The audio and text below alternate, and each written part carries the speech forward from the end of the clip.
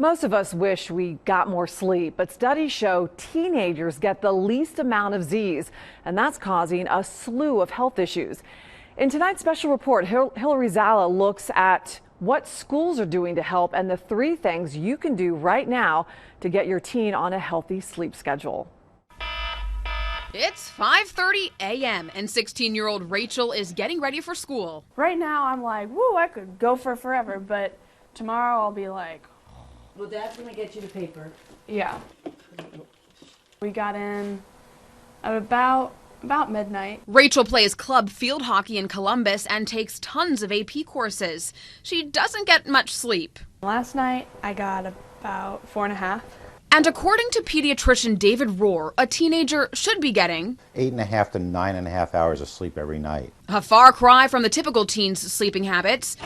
We followed Rachel to school at Kettering Fairmont. Her first class is calculus, and if it's not already hard to concentrate in math class, these students all seem to agree first bell is the hardest. Most of my classes I'm trying not to fall asleep in. Last night I went to bed at about 12. But normally it's between 1 and 3. I could get anywhere between 2 or 8 hours of sleep.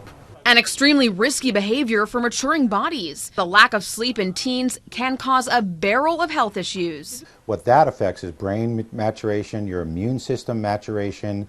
You can also get anxiety, depression. It can increase your risk for obesity. It's more important than you think. Dr. Roer says he most commonly sees academic performance suffer and more sleepy teens involved in car accidents. One solution across the country is to start school later in the morning. Hudson City Schools in the Cleveland suburbs did this 3 years ago. We talked to the superintendent, Phil Herman, on Skype, and he says so far they've had positive results. As we began to analyze the various components of data and student improvement data, we've improved all the way through that period of time since we have changed the start times. Rachel's school starts at 7:50. Selfishly, as a high school principal, I might like to start later. Fairmont principal Dan Von Handorf says he's thought about it, but it comes with concerns. If we got done at 4:30, a lot of kids who work after school would have difficulty finding jobs. I know athletics, that would be difficult. Luckily, a later start time, not the only answer. Even when kids get into the real world, they may land a job like mine where they're getting up at 3 a.m.